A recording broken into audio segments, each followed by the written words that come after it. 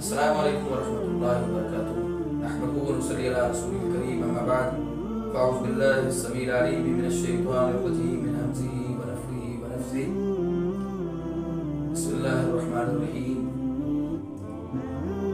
سب سے پہلے میں شاعر مشرق ڈاکٹر علامہ اقبال رحمہ اللہ کا ایک شعر جو ہے اس پاکستانی عوام کے سامنے رکھنا چاہوں گا، جو انہوں نے ایک مومن کے بارے میں اس کی شان کو بیان کیا ہے کہ کافر ہے تو شمشیر پہ کرتا ہے بھروسہ، مومن ہے تو بے دیکھ بھی ڈرتا ہے سوال تو یہ پیدا ہوتا ہے کہ مومن تو اس کو دنیا کے کسی بھی جو ہتھیار کی ضرورت نہیں پڑتی، وہ تو بے دیکھ بھی میدان کے اندر کود جاتا ہے کیونکہ اس کا مالک الملک جو ہے وہ مدد کرنے والا ہوتا ہے۔ اور اسی طرح ایمان والوں کا حامل ناصر وہ کائنات کا رب اللہ سبحانہ و تعالیٰ ہی ہے۔ عجب ماحول ہو گیا پاکستان کی سرزمین پر معاذ اللہ، یہ جو لا الہ الا اللہ کی بنیاد پر ملنے والی ہمیں سلطنت، ریاست، ہمارا گھر پاکستان تھا، عجیب ہی طرف جو ہے وہ چل پڑا ہے۔ اب آپ دیکھیں ریسنٹلی اگر پی ٹی آئی والے اتنے ہی ایمان والے ہیں اور اگر عمران خان جو ہے اتنا ہی مومن ہے اور اگر اتنا ہی وہ اس کو لوگ ایمان والا مانتے ہیں اور حق پر مانتے ہیں، پھر حق والے بندے کو ڈر کس چیز کا ہے؟ گرفتاری ہو گئی ہے، پھر کیا ہوا؟ اگر وہ حق پر ہے تو واپس آئے گا، پھر اس کو کس چیز کا خطرہ ہے، کس چیز کا ڈر ہے؟ پھر پی ٹی آئی والوں کو یہ توڑ پھوڑ اور جو ہے املاک کو نقصان پہنچانا اور معاذ اللہ راہ گزر لوگوں کے لیے جو ہے خطرے کی علامت بننا، یہ کہاں اسلام ہے؟ اس کی گورنمنٹ کے اندر تو بڑے تم ایمان کے دعوے کرتے تھے، وہ بڑا اپنے آپ کو کہتا تھا جی میں جو ہے نا بالکل انصاف پر چلنے والا، اور تحریکی انصاف کا مطلب کیا ہے؟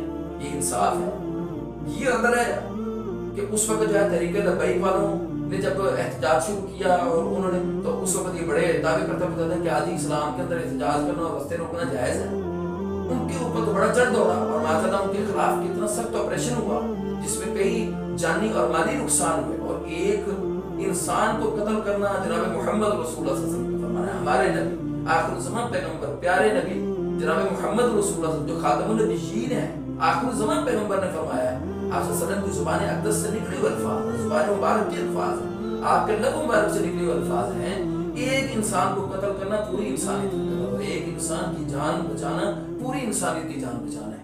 اس وقت تو انسانوں کی جانوں کی کوئی قدر نہیں تھی، اس وقت تو دین بڑا یاد آتا تھا، اب کہ اسلام نہیں ہے۔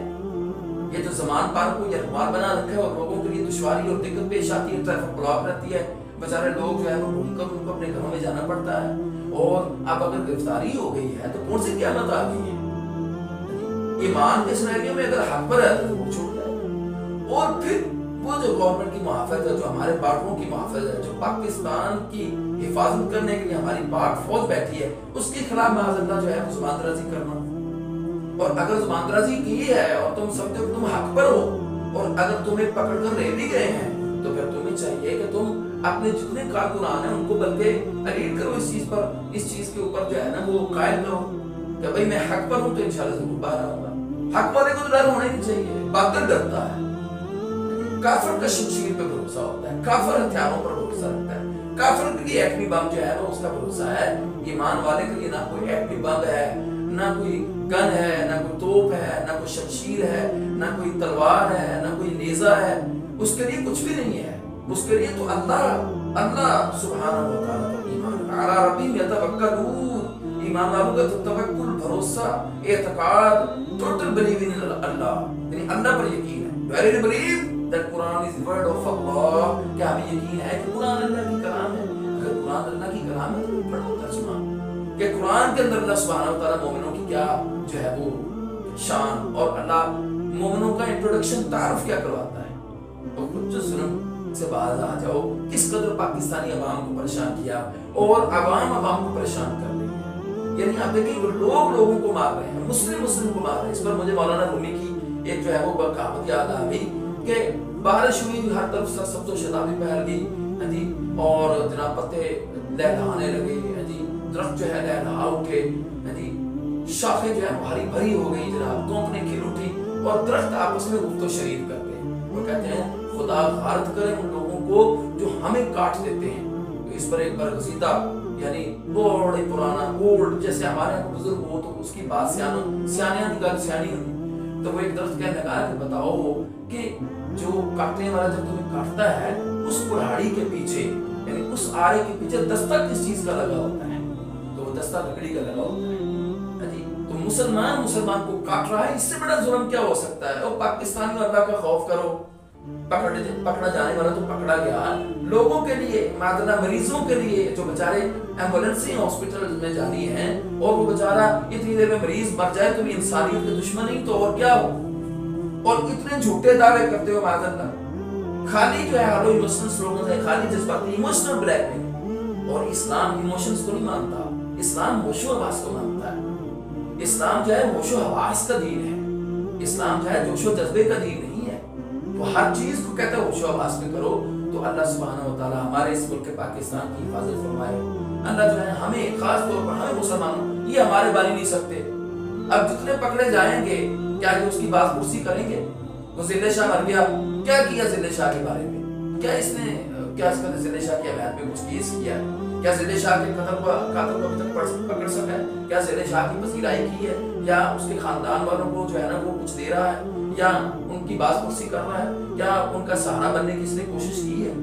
तो इसी तरह कई कारकुन जब पकड़े जाएंगे तो इन्होंने हाथ उठा लेना है। वो बेचारे जो है ना वो साथ के साथ जो जराइम कर रहे हैं वो जुर्म है, यानी मुल्क के अमलाक को नुकसान, और फौज के ऊपर हाथ उठाना ये तो जुल्म है।